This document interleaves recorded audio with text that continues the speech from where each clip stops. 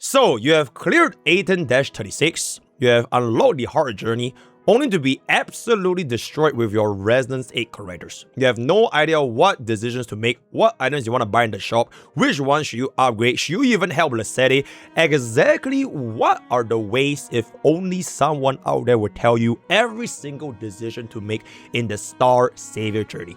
Hey guys, MrPokke here. Today, this video is gonna be something a little bit more interesting. So we are essentially gonna be breaking down every single possible decisions that you should be making when it comes to your Star Savior journey. But before we proceed for this advanced journey guide where we lay out all of the decisions you should make, please first check out this video. Alright, this is gonna be our very first everything you need to know about journey. Watch that video, then come back here to get a better understanding. Because if you don't understand how journey works, then nothing I will say here actually makes a lot of sense. So first, jump in there real quick. I'll give you guys 5 seconds to watch the entire video, and then we'll come back in. Welcome back, right? Welcome back. So right now, we are immediately gonna get into the Star Savior Advanced Journey Guide. And why I say this is advanced is because in your earlier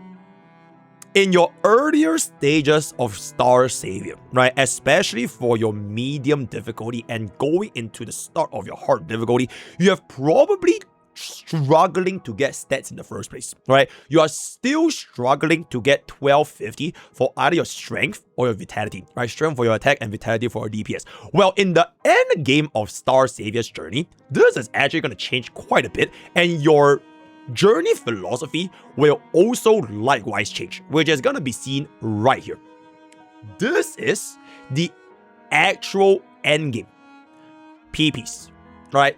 Your objective in Star Savior after you actually hit 1250 with either good Arcanas, good Parents, or good Residents, you are no longer just aiming for 1250 stats as well as a bunch of other vitality or endurance. You are aiming to get as many potential points as possible, right? So you can see my example over here. We are averaging roughly 2.6 to 2.7 for most of our journey runs that you're going to be playing nowadays. And the reason why potential points is way more important than stats is because the numerical value that stats give you, it is either just attack, HP, or defense.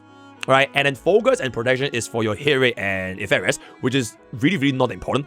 But the things you get with potential points, you are getting things like speed, crit rate, crit damage, and unique talents from your Arcanas, as well as your trajectories. So PPs are the actual end all be all, but you must first do this after you can consistently hit 1250, right? Do not try to farm PPs by skipping out the 1250 stat line. This assumes that you can already hit 1250 from your normal journey. So a very good example is, for example, right, you don't really want to farm your hit training, right, your focus and protection, despite them giving you more PPs. Because if you have take a look at the PP gain, usually for focus and protection, they will tend to give more than your power, vitality, and endurance, right?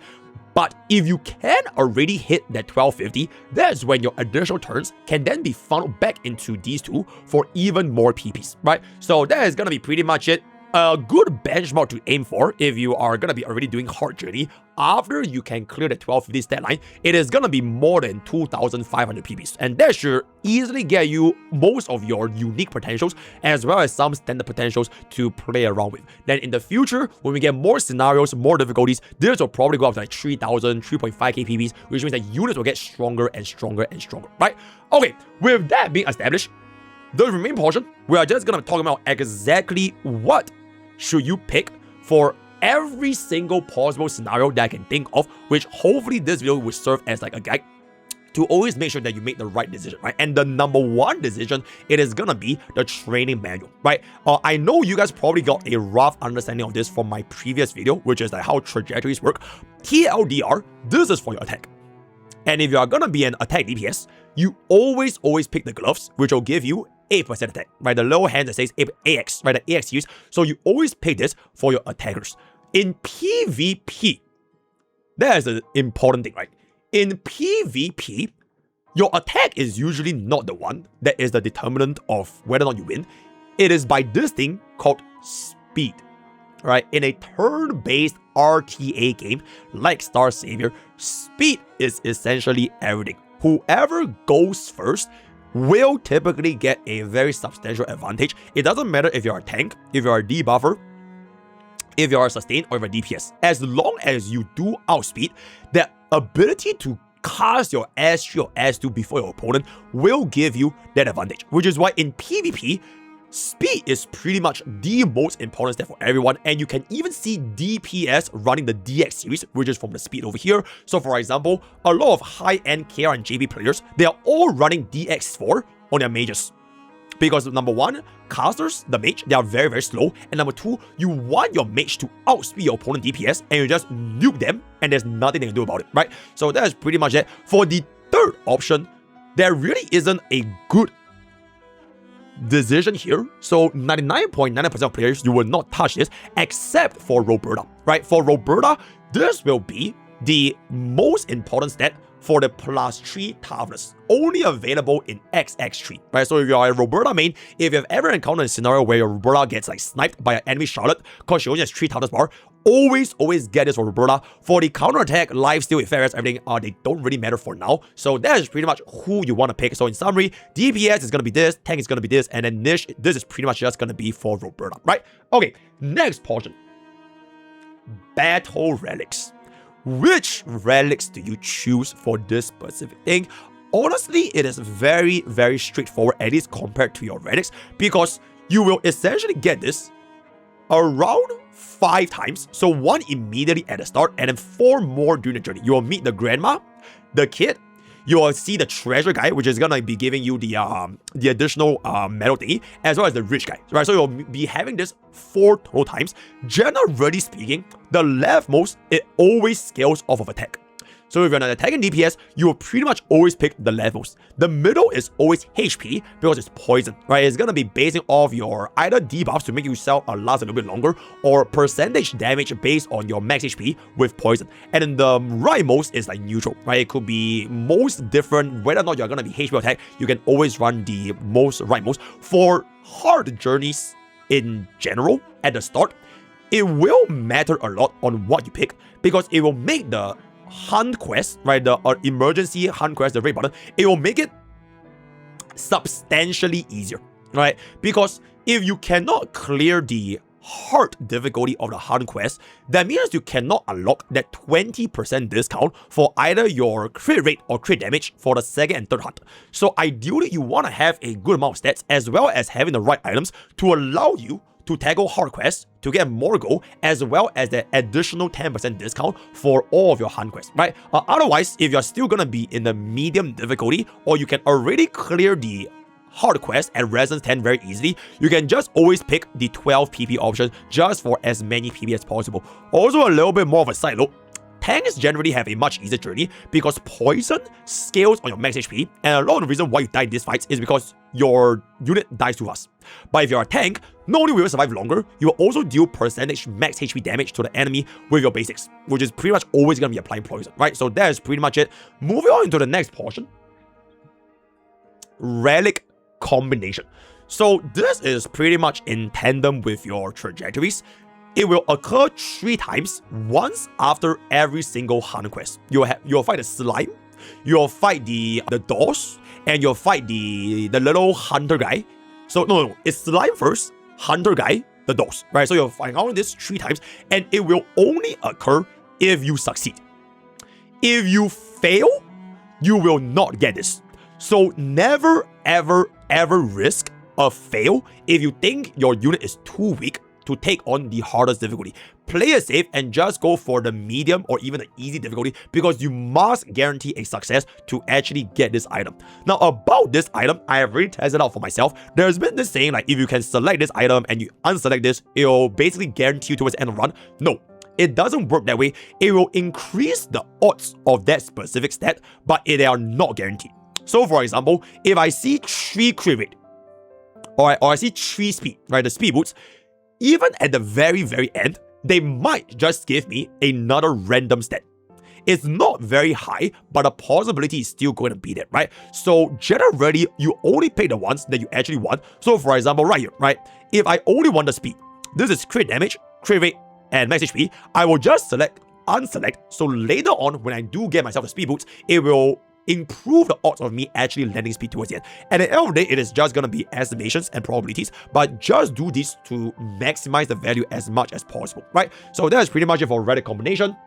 Okay, this section is extremely important because I don't think anyone actually talked about this enough yet. So give me 1 second. I'm gonna stall a little bit and eat my blood mochi. Editor, crawl this out.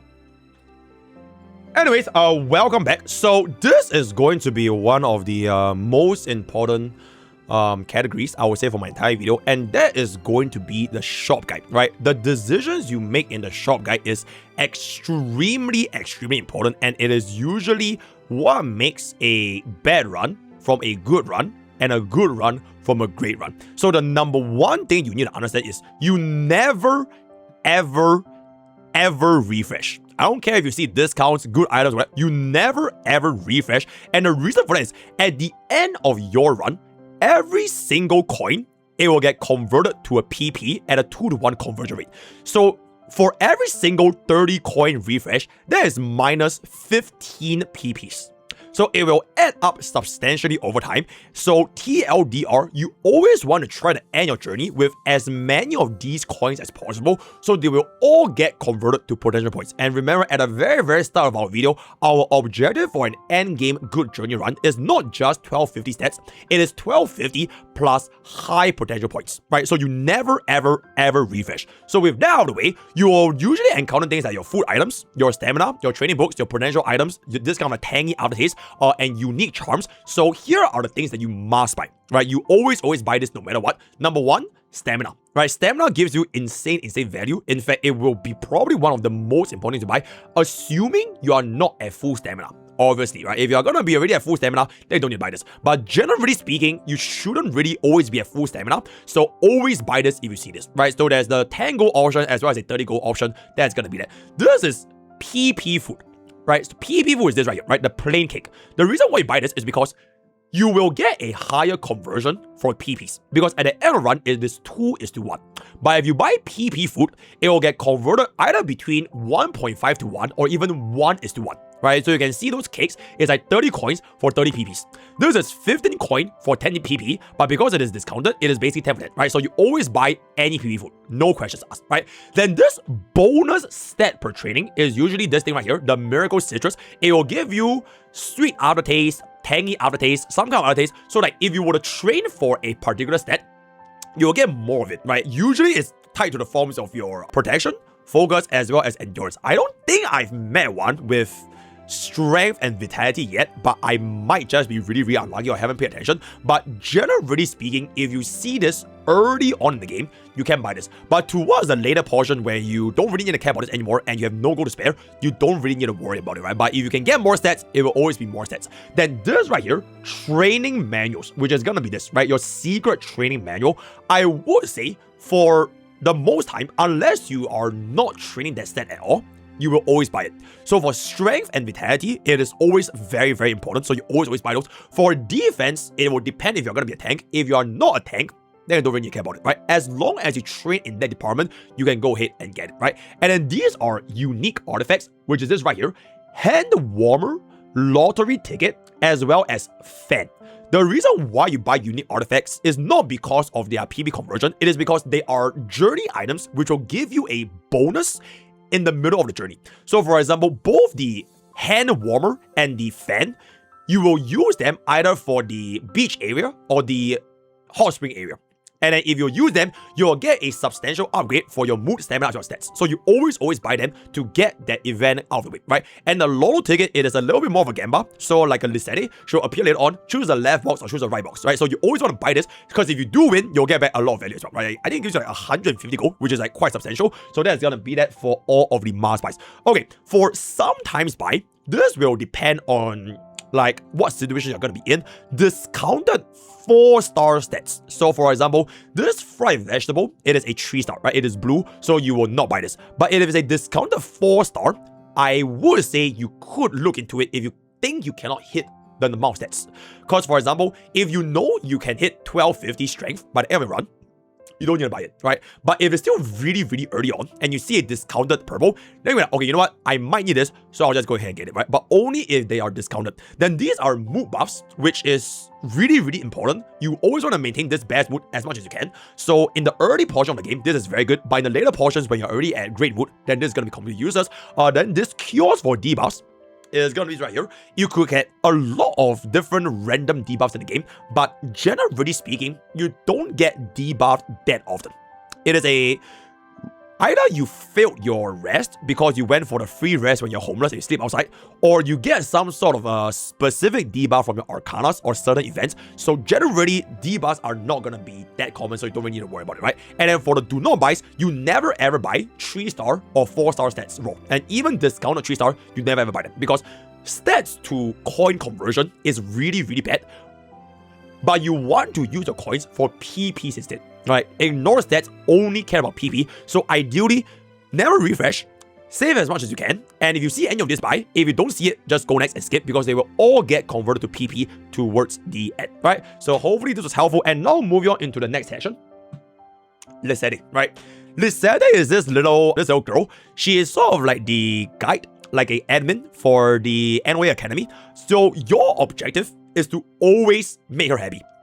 You help with Lisette's every single task, no matter what, right? So there are basically 3 different Lisette events and they're all guaranteed. And you always help her because the help given to Lisette, it is going to be worth much more than you not helping her, right? So the first event is 20 stamina. You will get a shop discount, 30 coins, and +1 mood sometimes. So this will allow your very first shop purchase.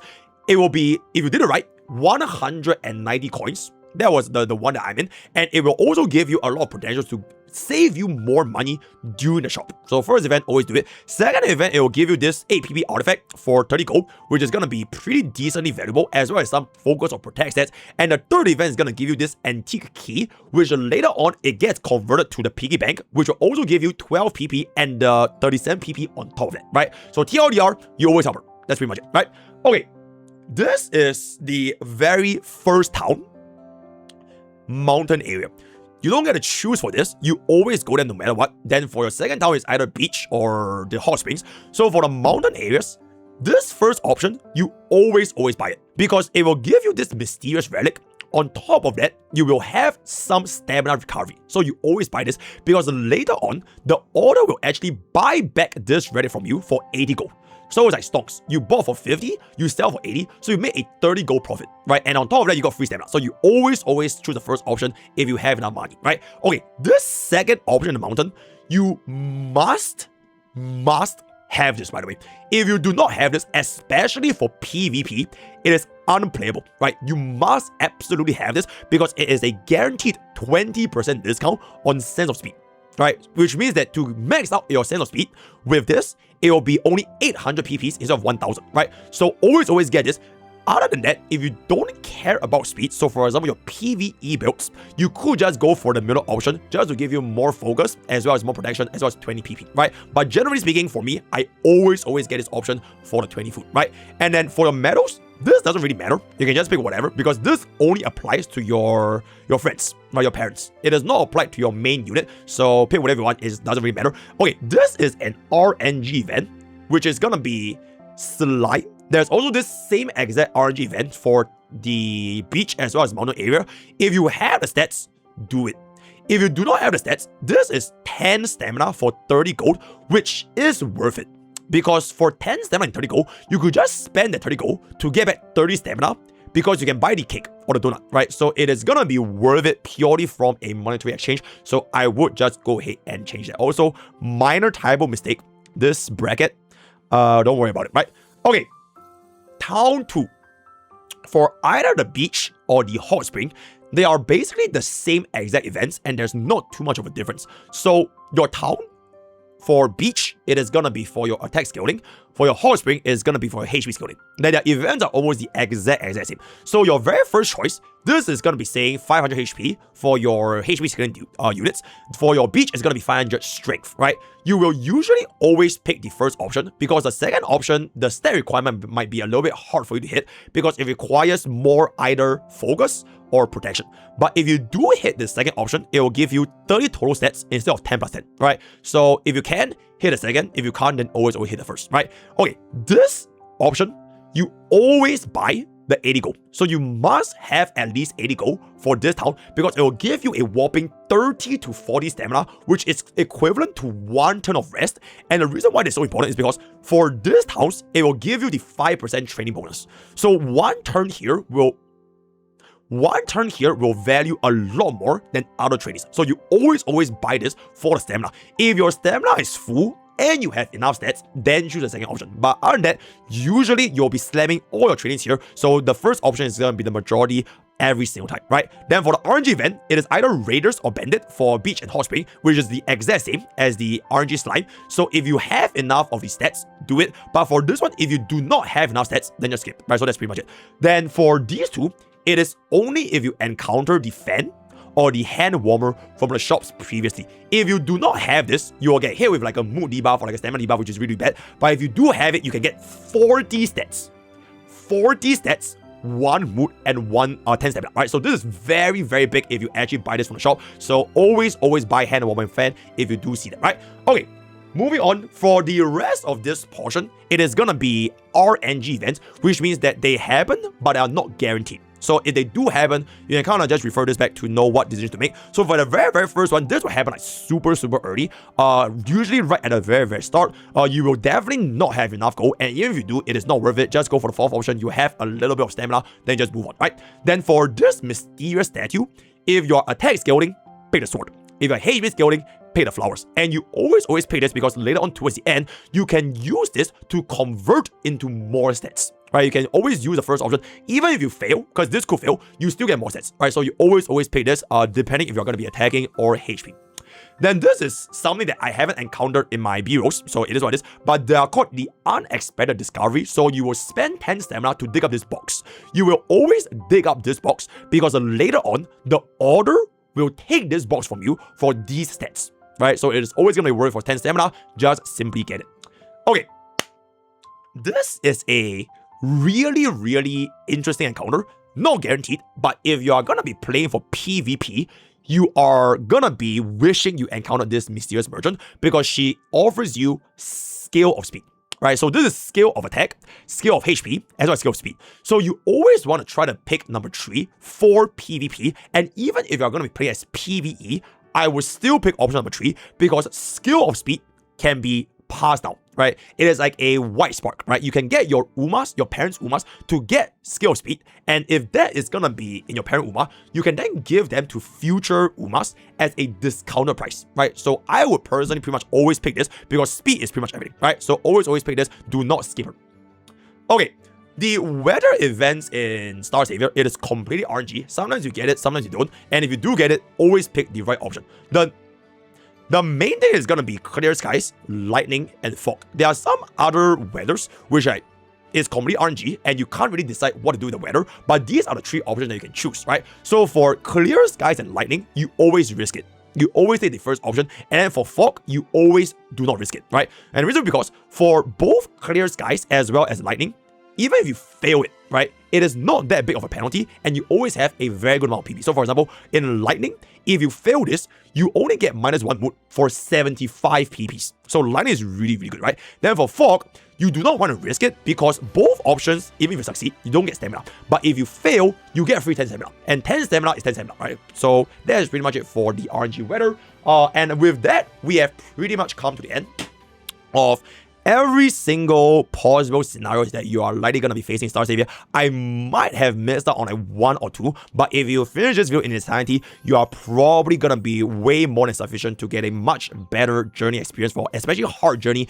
If you're already clearing 1250 and you have no idea what to do, hopefully this video has been a little bit helpful, right? So bonus, if you encounter this hourglass scenario, always pick the hourglass if you can clear your journeys, your fights, because at the end of the run, despite the 30 speed debuff, you'll get 50 PPs. If you cannot kill the fights because 30 speed debuff is too much, then do not get the hourglass bonus. Let me know what you guys think in the thoughts and comments down below. Use code POKE for 10% off gamer subs. All the best for gacha boost, and I'll see you guys next time.